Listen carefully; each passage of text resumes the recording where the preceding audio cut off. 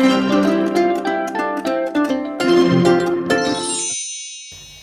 Sobat PR, ketemu lagi dengan saya Dr. Elvin Gunawan, spesialis kedokteran jiwa di Rubik. Ya, kayaknya ini ruang bicara kita yang moga-moga bisa nambah edukasi dan membuat teman-teman bisa tetap sehat jiwa alias waras gitu ya. Hari ini aku kedatangan bintang tamu, bintang tamu yang selalu aku sibukin kalau ada butuh pasien psikoterapi atau butuh pasien konseling lebih lanjut karena di tahap aku sudah selesai. Nah, silakan, nih ada Ibu cantik kan, boleh perkenalkan namanya Bu? Iya, terima kasih dok. Saya Noviulianti MPC, psikolog. Saya psikolog klinis, khususnya psikolog klinis dewasa. Beda ya Bu ya, psikolog klinis dewasa dengan anak ya? Betul, kalau saya lebih ke remaja dewasa, nanti ada lagi psikolog klinis anak, itu biasa menangani permasalahan kejiwaan anak. Jadi guys jangan salah ya, kalau misalnya Anda usianya remaja dewasa, jadi jangan salah pilih psikolog ya, karena beda betul. Menentukan ya, Bu? Berbeda. Oke. Apa bedanya sih psikolog klinis dengan psikolog biasa?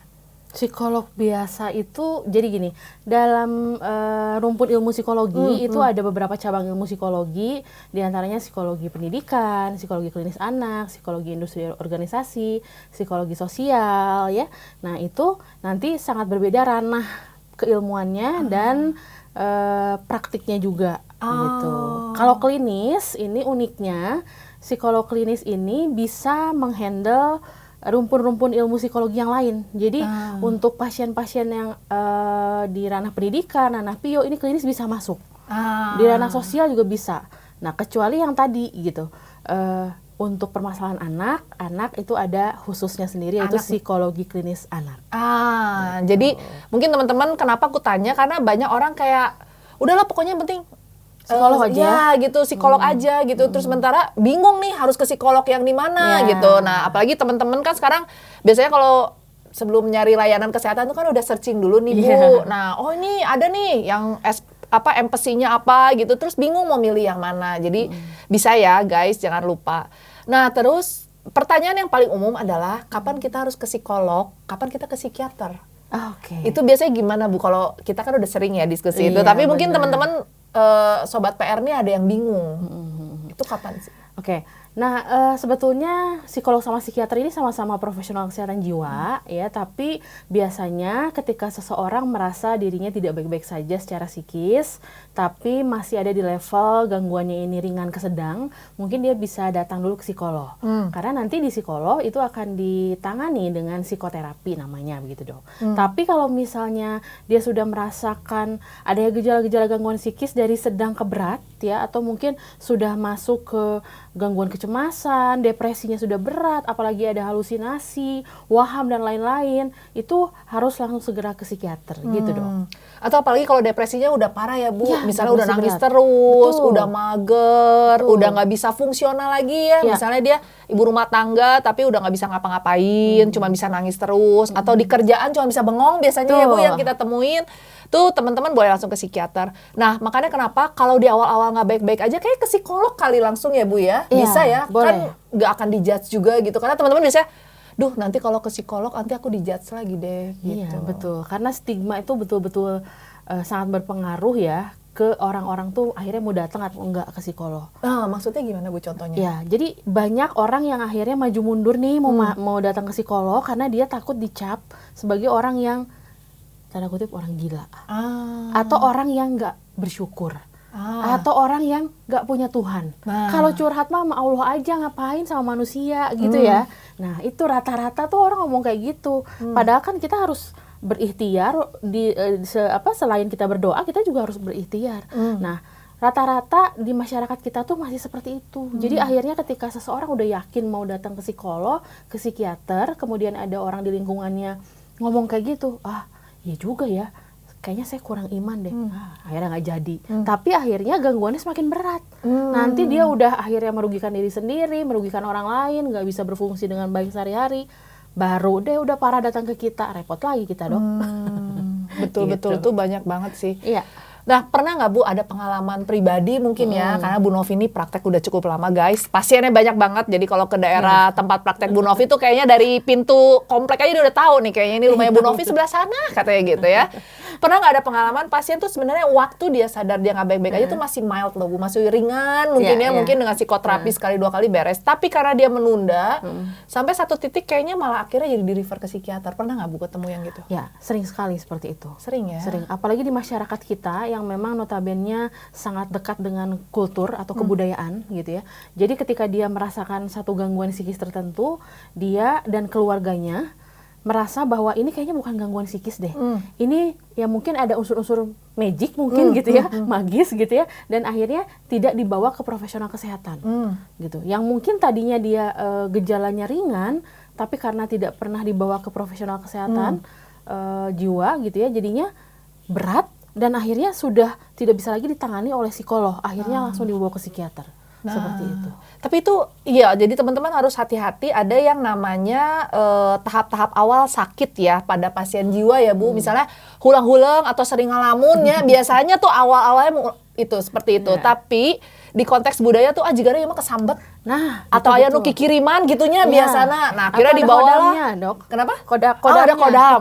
Kodamna seueur ieu mah cenanya ti nepi ka hulu nepi ka kaki aya kabeh kodamna gitu. Itu kan banyak ya yang gitu Bu. Terus akhirnya udah di tahap berbagai macam, tambah lagi biasanya kepribadiannya histeria. Nah, itu. Itu paket lengkap kan. Jadi ketika lagi gitu goak, tah bener kan aya isina.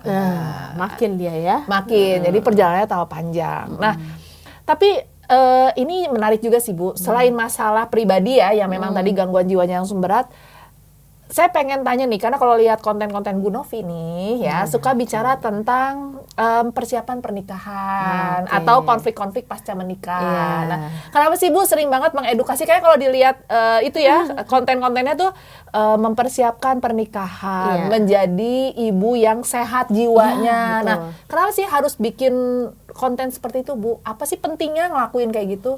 Ya, soalnya gini Dok, kalau menurut saya sebelum kita mengedukasi bagaimana cara mengasuh anak, bagaimana ngehandle anak yang bermasalah, tentu saja kita harus juga memastikan bahwa ibunya pun sehat jiwa. Dan sebelum ibu ini sehat jiwa, tentu saja harus ada ayah yang mendukung. Salah sehat jiwa ogenya. Iya dong Dok, gitu ya. Tentu saja itu harus apa? Harus ditopang oleh pernikahan yang relasinya sehat. Karena kalau di kita tuh Dok ya, kebiasaan apa? Awet rajet Dok. Awet rajet kumaha ini saya pernah loh sampai berdiri nih ya. Karena pernah lagi bikin konten itu terus dikutuk banyak orang. Oh, gimana katanya? Dokter kunaon jadi malah ngomongin awet rajet. Eta mah geus rezekina ti Allah, jodohna ti Allah cenah gitunya. Jadi tong ngomong atau nyarankeun kalau awet rajet teh kudu diobatan. Berdoa aja lebih sering. Gitu. Atau misalnya kudu pergi ke ahli yang pintar supaya yang bikin jin-jin yang nempel tuh menghindar semua dari sana gitu. Kenapa sih Bu dengan awet rajet ini? Karena banyak banget loh di praktek. Ya kan pasiennya datang udah stres, depresi, pas lihat pasangannya astagfirullah. Luluh kembali gitu ya. Atas nama cinta teh ya gitu ya. Atas nama cinta. Padahal udah red flag ya Dok ya. Itu kenapa sih Bu?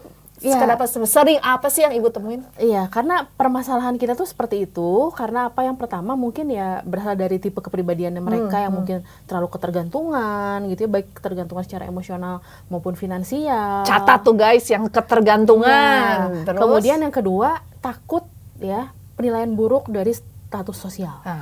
Betul sih itu banyak ya. Kamu dibilang, oh iya mah randa, cenanya. Sieun jadi disebut randa di riwayat keluarga nggak ada yang kayak gitu. Iya. Kita mah di keluarga kita pokoknya bersih, jadi kamu jangan sampai mencoreng keluarga ini gitu ya.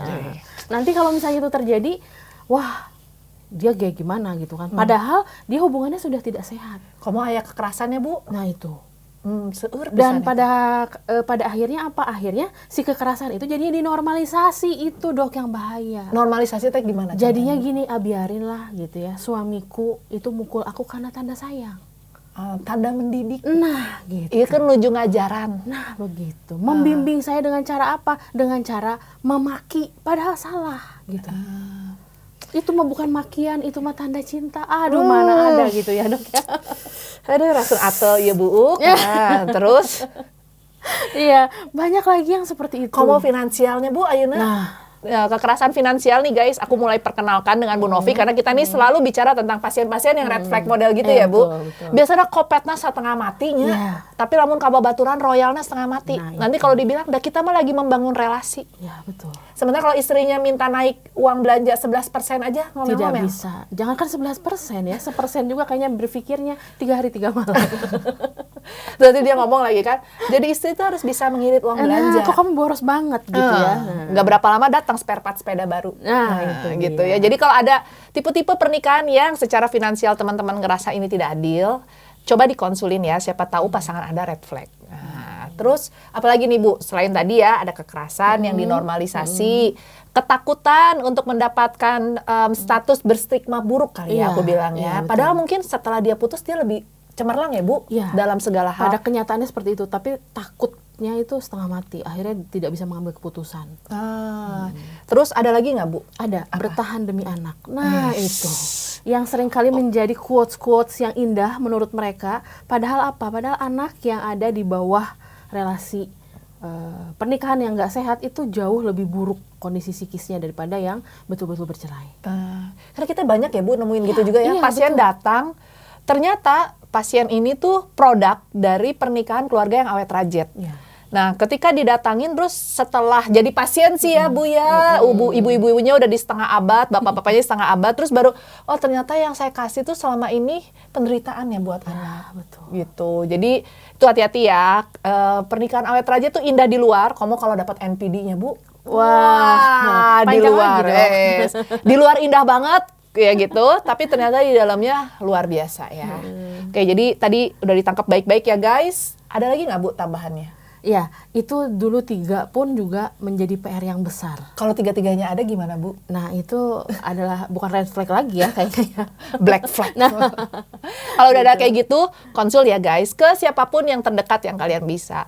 Nah, beralih lagi Bu, kadang kan proses anak-anak dengan kondisi awet rajit, anak-anak dengan kondisi trauma nih seringkali terjebak dalam toxic relationship. Dan kita tahu pasangan toxic relationship yang paling sering menghancurkan jiwa manusia adalah yang NPD. Iya, betul. NPD itu apa sih Bu? Nah, ini kayak hits nih guys di platform-platform ini ya, Sobat PR harus sudah siap dengan narcissistic personality.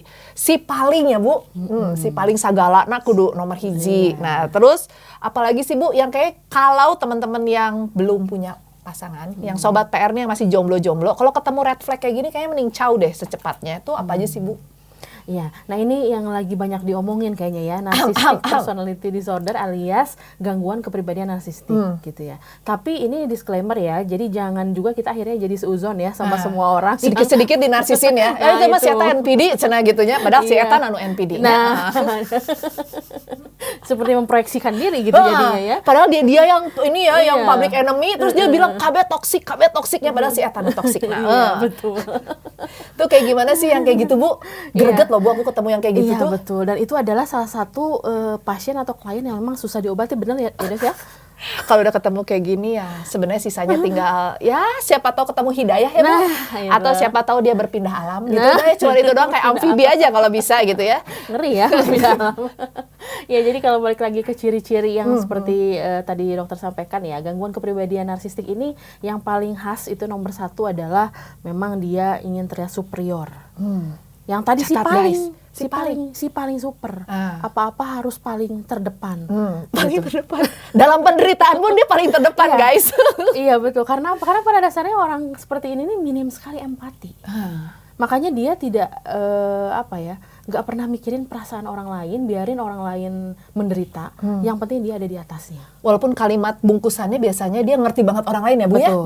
Karena bisa memanipulasi tadi ya. Gitu. Jadi kata-katanya sangat indah. Gitu ya, sangat bikin orang tuh kelepek-kelepek. Makanya kalau dalam relationship tuh biasanya orang-orang yang narcissistic personality disorder ini biasanya melakukan yang namanya love bombing dong. Apa sih love bombing Bu? Hiroshima atau mana tete? Atau bom apa gitu? Atau bom apa? Yang gimana sih love bombing? Kalau anak-anak sekarang tuh ngomongnya love bombing ya. Jadi itu benar-benar yang ketika kita berelasi itu dihujani dengan cinta. Lain hujan deh yang badai geluduk gitu kan ya. Dihujani dengan kata-kata manis gitu, dengan rayuan-rayuan gombal gitu, dengan pokoknya everything I do it for you gitu. Kalau boga modal mah saban poe mere makannya punya gitu. Tapi nanti ketika dia udah ada di relasinya, ditagih itu bisa dong. Ditagih? Iya. Ditagih mas kawin gitu Bu? Itu banyak yang seperti itu. Kalau kamu nggak ikut rules yang saya mau gitu kan, kembalikan. Alo lamun geus nu diham-ham kumaha. Masa gitu kan dikeluarkeun deui. Aya model gitu, hati-hati guys, argo berjalan ya berarti ya. Betul. Terus Nah, selain yang tadi juga, tadi minim empati ya. Minim empati ini sangat khas banget dari orang NPD karena artinya dia selalu tidak pernah berpikir tentang perasaan orang lain gitu. Istri yang gak seriwehnya, si eta mah asik we main game. Betul. Bari nanya, mending capek nah jadi awewe, udah aja lempeng. Termasuk juga perilaku selingkuh. Kumaha eta coba tolong. Kumaha Bu eta? Iya, kan banyak nih ya kasus-kasus di mana perselingkuhan itu terjadi ketika istri sah tidak lebih pelakornya ini tidak lebih baik daripada istri sah. Kumaha? Jadi pelakornya tidak lebih baik dari istri sah. Alasan si lalaki nah. Iya. Sehingga banyak perempuan atau para istri ini yang bertanya kenapa sih gitu ya. Kalau selingkuh tuh nggak sama yang bagusan dikit gitu. Kenapa harus selingkuh? Ayahnya pilihan nu alusan saeutiknya lamun selingkuh. Betul. Yang lebih worth it dari saya mungkin kata si istri. Lebih gelisnya. Iya, kata si istri. Tapi ternyata bagi orang-orang narsistik gitu ya, ini khas. Kenapa? Karena memang dia mencari perempuan-perempuan yang tidak bisa mendominasi dia. Perempuan-perempuan yang bisa dimanipulasi oleh dia. Goreng eta naonnya benernya asal daekan we pokona nya. Seperti itu.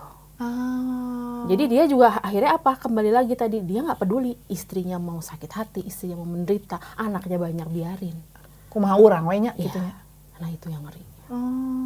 Jaba bisa leuwih deui ya ti hijinya Bu. Ternyata si yang kedua teh ngademo deui kunaon urang leuwih goreng deui. Jadi stratana makin turun ya. Iya. Nya lamun batur mah berbahagia teh dengan trium wanita triumnya nu layak diperebutkan aya mah kunaon kieu teh astagfirullah antara harus sedih atau nelangsa. Nah, itu dia. Mungkin awalnya dia grade apa ya, pegawai salon misalnya. Terus nanti yang kedua lagi misalnya malah bukan jadi lebih baik, tapi pembantu rumah tangganya sendiri diembat, kan bisa jadi seperti itu. Grade salon masih merenya perawatan gepulnya atas bawahnya. Gitu. Luar biasa. Karena apa? Kenapa dia harus banyak nih selingkuhannya? Karena yang ciri yang selanjutnya lagi adalah karena kebutuhan dari si narcissistic personality disorder ini adalah pujian, Dok. Jigana Firaun ge minder lamun panggihnya gitu nya. Astagfirullah cenah. Aya nu leuwih ti urang gitu nya beneran ya. Karena yang namanya dipuji, diapresiasi itu benar-benar bikin dia langsung happy gitu. Makanya dia sangat butuh sekali itu. Kalau dibilang mah asal bapak senang berennya, taplokan we bujurna gitu happy we terusnya gitunya dianggotan berennya mending geuleuh. Oke, terus. Tapi kayak gitu susah loh Bu diomongin. Iya, makanya hampir tidak ada, bahkan mungkin tidak ada ya orang-orang yang punya gangguan kepribadian narsistik seperti ini datang langsung secara sadar. Oh bisa Bu, lamun kere. Lamun geus etanya terus si awewena teh menyetop semua uang dia. Betul, tapi gimana dia mau bisa konsul kan harus bayar, Dok. Kan eta, saya mau berubah, Beb. Okay. Ya selama kamu mau menemani, maksudnya bayarin konsul orang gitu ya. Dan akhirnya termanipulasi juga ya, mau juga dibayarin ya. Iya mau, karena kan ada ekspektasi ya Bu. Siapa tahu, dulu juga nggak kayak gini Dok. Siapa tahu sekarang teh berubah deui. Iya. Padahal di dalamnya dia cerita gini, dokter kan nggak tahu apa yang sudah saya lewati dalam pernikahan ini. Sepertinya Anda sudah berjuang banyak gitu, padahal nol besar gitu ya. Kan si paling berjuang. Si paling tahan terhadap penderitaan hidupnya. Betul. Makanya dia itu kalau udah ketahuan belangnya, kalau udah kere, kalau udah nggak punya uang, dia akan mengemis-ngemis gitu. Seolah-olah dia mau sadar. Ngareoknya. Seolah-olah dia mau sadar, padahal ya sama, itu bagian dari manipulasinya. Tapi aku ketemu loh Bu, ada yang dalam pernikahan kayak gini, dia ke istrinya jahatnya, aduh bener-bener Tuhan, benernya dajal ge sieun, beren panggil si ieu nya. Terus udah gitu, ya mungkin dia insecure kali, oh ya Allah, ada yang lebih jahat dari aku gitunya. Tapi kalau ke anaknya baik Bu. Iya ya. Bener-bener loh, kayak yang betul. Wah gila everything I do it for anak kasarnya gitu. Tapi kalau panggil jeung istrina, juga musuh, padahal si istrina teh anu paling bageurna, nu paling supporting ya, si suamina pangedulan oge itu naon disupport. Tapi kalau ngomong keluar teh seakan-akan dia teh saya teh mengalah tidak bekerja demi istri. Itu ya. Ya, apa jangan-jangan anaknya juga dijadikan bahan ya Bu. Betul. Untuk ngunci. Iya, untuk ngunci dan juga bisa jadi bahan untuk dia menaikkan harga dirinya. Kumaha? Siapa tahu nanti kalau si anak ini dibaikin, dia akan jadi anak baik, anak berprestasi, anak bisa ngasihin uang buat dia juga. Jadi si anak ini juga dimanipulasi. Lebih ti company-nya, juga nanya lebih ti POC. POC kan ini mah di Sundanya. Lebih ti POC-nya. Batur mah kan berpikir teh meureun ada take and give meureunnya, lamun ieu mah jigana take terusnya give-na. Betul.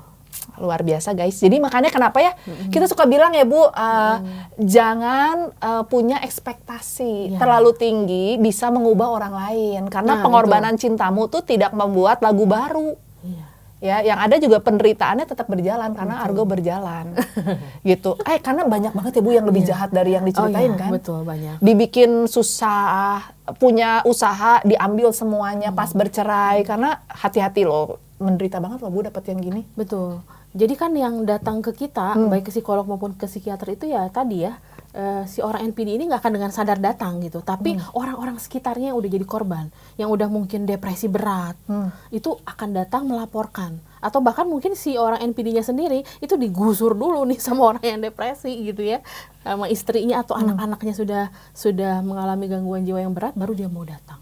Tapi itu pun juga dia selalu adu argumen dulu gitu. Saya sering banget Dok, itu adu argumen, dimarahin sama yang dimarahin siapa Bu? Saya tuh udah sering dimarahin Lila jadi depresinya Bu, wangi jengkilnya. Jadi sekarang denger wanginya juga udah tahu ya ini wangi NPD gitu. Kalau awal dulu ketika saya dimarahin sama orang NPD, saya ikut kepancing, tapi dipikir-pikir kalau saya sama aja rugi saya.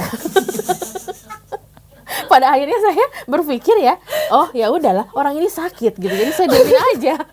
Panggil pasien bener nih. Bener, kadang-kadang menguras emosi juga ya. Karena mereka selalu menyerang di tahap awal kan ya Bu. Apalagi kalau kita memberikan saran yang tidak sesuai dengan saran yang dia mau. Ya, komo misalnya sarana tidak akur, tapi kan kita kan ngomongnya mungkin ya Bu, ini mah secara fair ya, bapaknya gini, ibunya gini, pikirkan baik-baik. Kita tadi bilangnya pendukung perceraian. Nah itu. Apalagi kalau yang udah bawa dalil-dalil agama ini, hati-hati. Tahu orang geus taluk Bu, lamun gitu. Betul, ini banyak sekali Dok. Karena dalil-dalil agama itu, tapi ini sekali lagi ya, disclaimer ya ini ya guys. Tidak berlaku pada banyak orang. Maksudnya tidak digeneralisasikan gitu ya. Tapi maksudnya pada orang-orang NPD yang membawa dalil-dalil agama, tapi padahal dia itu manipulatif, ini biasanya menjadi senjata buat istrinya, pasangannya akhirnya berpikir bahwa oh iya, saya mau jadi istri solehah, saya mau jadi istri yang nurut, padahal dia sedang dimanipulasi. Nah ini hati-hati sekali. Makanya kalau ngaji testing bener, di awal tapi ke akhir, tong mempersingkat dengan ukur. Biasanya Ibu, saya ketemu pola baru nih. Biasanya pasangan-pasangan NPD ini rajin banget kirim kajian. Kajian mengirim ya, sesuai yang dia pengen lagi. Jadi kalau dia ketemu, oh ini cocok nih, dia kirim. Potongannya lagi kadang dari yang aplikasi-aplikasi online dia kirim. Pokoknya yang asal mendukung aja. Kayak kampanye terselubung loh Bu. Betul. Tapi itu tuh banyak banget loh Bu. Dan terus si perempuannya kayak, oh heehnya mungkin akunya yang masih kurang sabar gitu ya. Itu salah satu ciri korban narsisistik ya Bu. Iya. Dia merasa tidak berdaya akhirnya dan mempersalahkan. Jadi sebenarnya ini yang salah saya apa dia gitu. Nah, itu tahapan brain fog. Ya, itu ya kan kayak brain fog ya Bu ya. Nah, jadi harus sudah hati-hati. Nah, karena ada yang namanya Stockholm Syndrome ya Bu ya. Nah, mungkin bisa dijelaskan Bu, apa sih Stockholm Syndrome nih pada pasien-pasien yang ternyata korban narsisistik. Jadi pas kita dengerin, Aisyah bodoh-bodoh teuing hirupnya gitu. Tapi dia tuh merasa seperti pahlawan. Iya, gitu ya. Ya, Stockholm Syndrome ini ya terjadi pada korban-korban selain narsistik juga ada korban kekerasan gitu ya. Abusive pokoknya ya. Yang dia akhirnya ya tadi sama menormalisasi itu semua menjadi sebuah hal yang udah biasa, akhirnya dia telan mentah-mentah gitu, dan akhirnya dia menikmati bahkan menjadi korban. Kenapa ya menikmati ya Bu? Kan namun orang mah langsung protes. Sebenarnya hirup teh geus susah gitu, teh kudu ditambah susah nu sejen gitu. Nah ini biasanya berhubungan sama backgroundnya dia juga Dok. Biasanya berasal dari keluarga yang mungkin orang tuanya juga abusive, sehingga ketika dia besar, dewasa, bertemu dengan sosok yang sama, dia akhirnya menganggap ini sebagai oh ini hal yang biasa karena saya diperlakukan kekerasan itu dari dulu sampai sekarang seperti itu. Bareto ge leuwih susah gitunya hirupnya, jadi sekarang tuh masih mending gitu. Nah, seperti itu. Nah, jadi jangan pakai jurus leuheung ya, gitunya kan biasa sakieu ge lumayan gitunya, biasanya leuwih parati ieu gitu kan. Jadi moga-moga sobat PR yang ikut hari ini tuh bisa benar-benar checklist ya Bu ya. Kalau ragu konsul ya guys. Jangan suami lagi baik cuman gara-gara sering ngelamun ya. Terus udah gitu kalau berantem kan cicing model laki tehnya. Oh si ieu mah ciri khas narsisistik cenah. Padahal pernikahannya baik-baik aja. Iya, tidak boleh self diagnosis juga ya Dok. Iya, jadi diamnya suami belum tentu pasif agresif ya guys gitu. Nah, terus kalau memang ketemu kayak gini Bu, proses perceraian dengan orang narsisistik kan tidak mudah ya Bu. Oh iya, itu kayak dalamnya banyak turbulen emosi, terus playing victim ya guys. Jangan lupa orang narsisistik itu rajin banget playing victim. Nah kalau kayak gini seperti apa sih Bu? Apakah dalam proses seperti ini kita memang perlu dampingan psikologis atau kayak ya udah aja lah hadapin aja gitu kan? Kadang orang Indonesia mah kuat-kuatnya orang teh kuat gitu. Berusaha kuat ya, padahal hatinya rinto harahap gitunya. Ya tentu saja kalau misalnya si pasangan atau istri ini sudah pada tahap perceraian, itu menurut saya udah luar biasa karena untuk keluar dari circle pasangan yang NPD ini juga nggak mudah kan ya dok ya. Makanya kalau bisa caw mah caw ya Bu ya. Kalau dari Premaries geusnya aya rambu hitam, rambu merah gitunya juga Power Ranger sebenarnya dadang. Tapi ya itu ya, jadi kadang-kadang ketika kan banyak juga ke saya untuk konseling pranikah ya. Nah, udah dari awal konseling pranikah ada ciri-ciri seperti itu. Bukan khas mereka kadang-kadang berpikir bahwa ya udahlah nanti mungkin kalau menikah bisa berubah. Nah itu mungkin yang harus dipikirkan kalau ternyata gitu ya. Trait personality itu kan biasanya ketika menikah justru tidak akan berubah, bahkan lebih buruk daripada sebelum nikah. Malah saya tuh sering banget beberapa kali gitu ya menangani pasien atau klien-klien ya, di mana dia pacaran 8 tahun, nikahnya 8 bulan dok. Itu banyak yang begitu. Proses cerainya 8 hari. Ini 888 sudah ke slotnya. Terus gimana Bu dalam proses yang 8 tahun ini kan artinya dia udah menjalani itu pahit manis kasar mah geus hasil benernya lain pahit. Nah terus kenapa pernikahannya cuma 8 bulan Bu? Karena kan orang berpikir dulu aja 8 tahun dilewatin, kunaon ayeuna 8 bulan dia langsung anggesan gitu. Ya karena biasanya mereka baru tahu ya satu sama lain apa adanya itu kan dok. Karena dalam penelitian pun bisa dicari ya tidak ada korelasi antara ya lamanya berpacaran dengan kebahagiaan pernikahan. Karena yang namanya kebahagiaan pernikahan itu tuh mulai lagi dari nol. Jadi ketika kita menikah, mau lama segimanapun pacaran, ketika menikah tuh dari nol lagi dok. Reset mode ya Bu? Iya. Kita tahu luar dalamnya, siang malamnya, itu dari nol lagi gitu. Sabarengan atunya, saranjang, sanaonnya, karasa pisan. Dan itu kan pasti ngaruh banget ke komunikasinya mereka, terus nyelesain masalah, nyelesain konflik. Dan kebanyakan dari mereka yang pacarannya lama kemudian nikahnya sebentar itu mereka nggak sanggup menyelesaikan masalah tuh dengan sehat. Karena biasanya mungkin ketika pacaran mereka ketika konflik kabur. Kan bisa kabur kalau misalnya hati-hati guys. Berarti harus sudah hati-hati ya Bu. Lamun pacaran ribut ngaleungit dulu poe teh malamnya jika sudah nyari kan nggak mungkin begitu. Dan ini banyak yang terjadi. Oke. Jadi kalau lagi pacaran pola-pola red flag apa sih yang kita harus hati-hati Bu? Bisi aya sobat PN masih jomblo, antara ragu rek melangkah karena akad atau anggesan gitu kumaha Bu? Iya, sebenarnya red flag itu banyak ya gitu. Tapi yang kita harus lihat adalah sebenarnya dia pertama konsisten atau enggaknya dia dalam berbicara. Konsisten sampai akhir. Iya, konsisten atau enggak sih nempatin janji-janjinya nggak sih gitu ya. Hal kecil aja gitu kan ya, ngasih janji sekarang A nanti B. Gitu. Nah itu harus kita cross check nih. Ini orang memang tidak konsisten, memang dari awal punya niat nggak bener atau tidak jujur atau apa. Seperti itu. Kedua, gitu.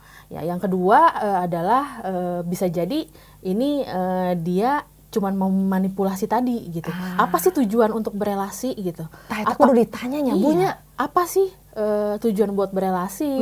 Terus tujuan buat bareng-bareng sama aku tuh apa gitu? Apa yang kamu mau gitu? Sebenarnya kan kadang-kadang di pasangan anak-anak zaman sekarang nih gitu, bahkan mulai dari dulu mungkin ya, kita nggak yang secara serius bicara kamu tuh butuh apa sih dari saya butuh apa sih dari kamu. Tapi butuh tuh maksudnya bukan materi ya gitu, tapi kebutuhan emosional gitu loh. Saya butuh dihargai sama kamu misalnya, terus saya butuh perasaan disayangi, dicintai gitu kan. I need statement ya Bu ya.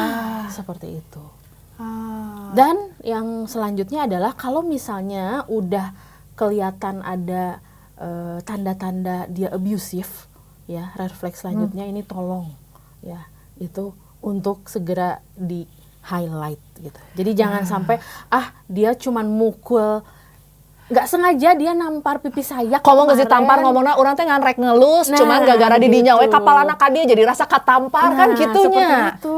Atau noyor ya Bu? Iya. Kan biasanya yang paling simpel tuh noyor. Nah, terus dia bilangnya ini mah bukti sayang rek ngelus. Betul. Dan ada lagi dok, panggilan.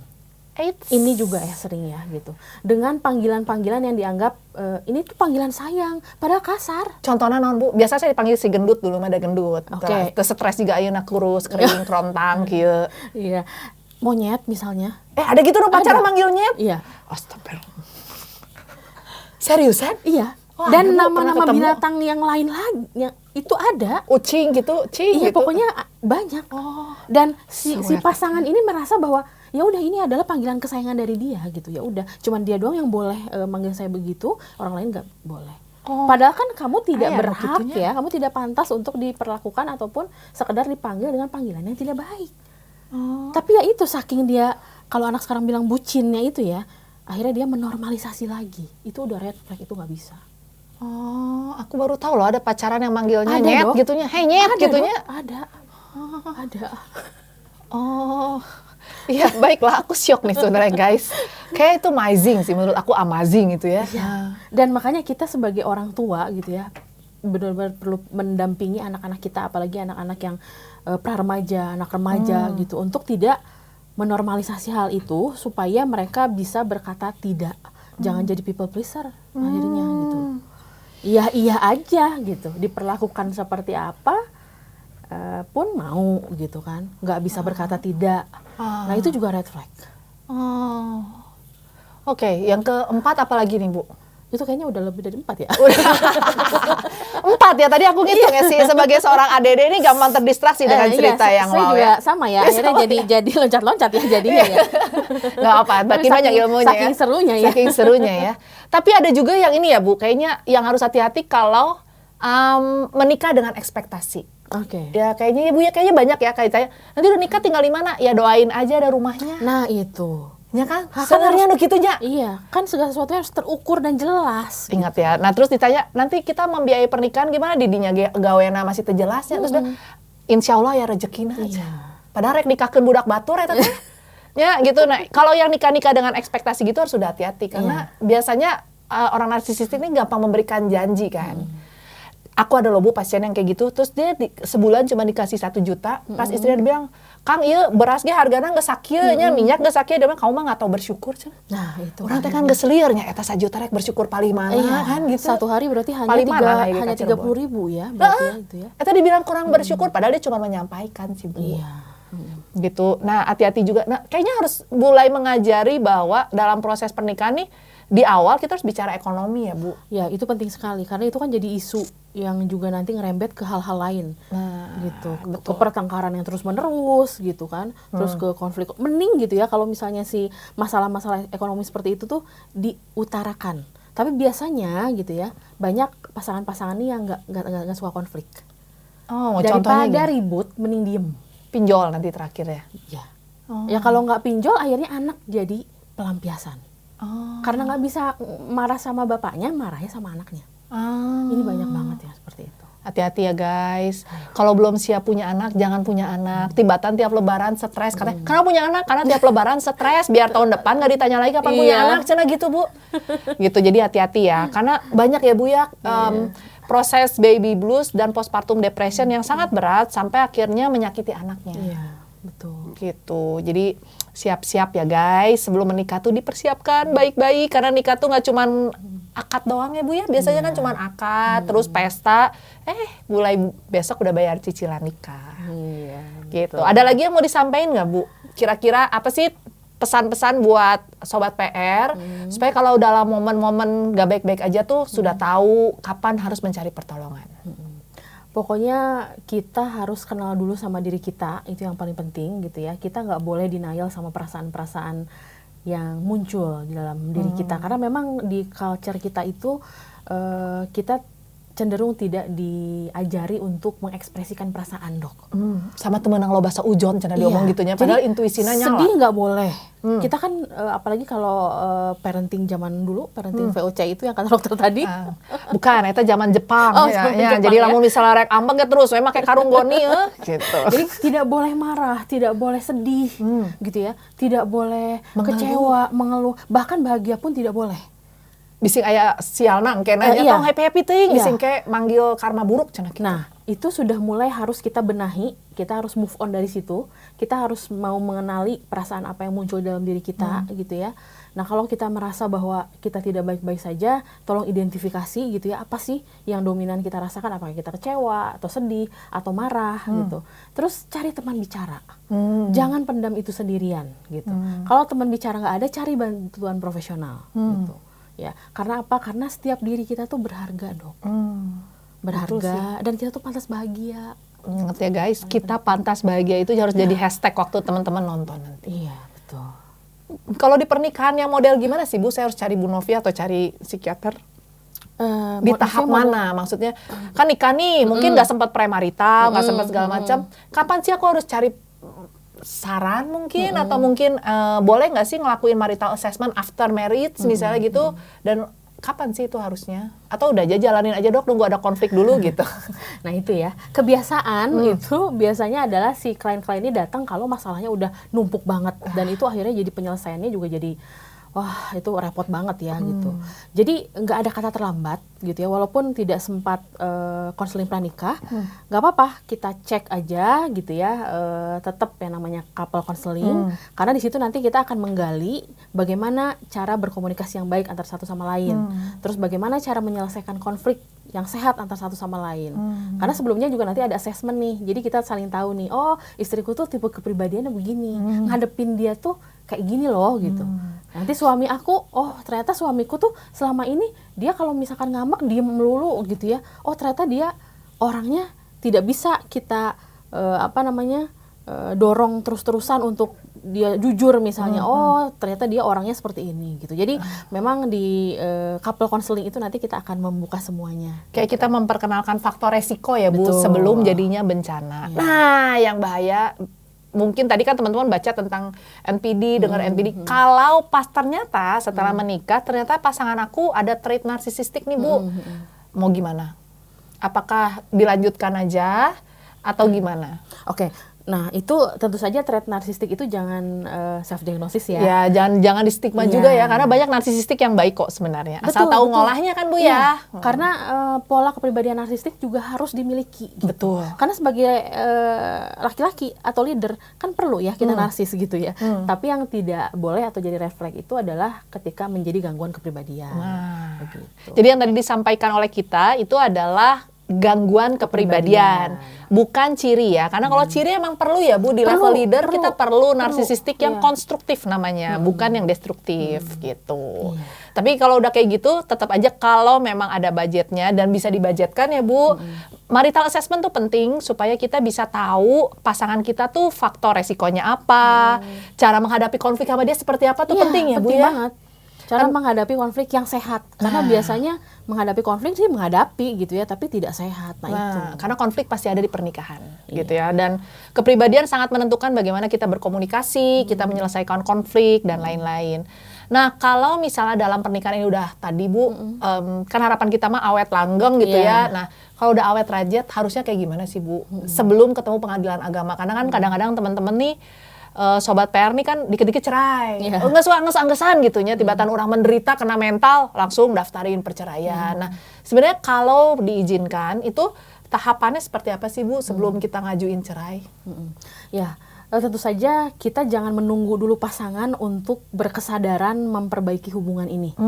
Karena yang banyak terjadi adalah saya nggak mau duluan memperbaiki hubungan ini, toh suami saya juga nggak ada. Kalau bahasa Sundanya kadaek ya, dia memperbaiki hubungan ini gitu. Tidak usah nungguin suami, nunggu langsung ya. Jadi ketika si istri merasa bahwa dia itu, oh kayaknya ini pernikahannya tidak sehat nih, relasinya udah nggak bener nih, ngaruh ke anak-anak juga udah nggak baik nih, langsung kita ajak bicara suami untuk kita cari mediator gitu ya.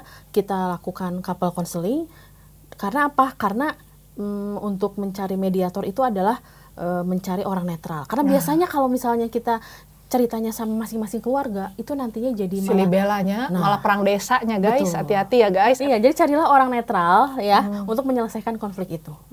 Karena biasanya nanti kalau pasangannya udah konsul nih, kebiasaan ya Bu, pasangannya emang gak damai gitu ya, keluarganya masih patek trok.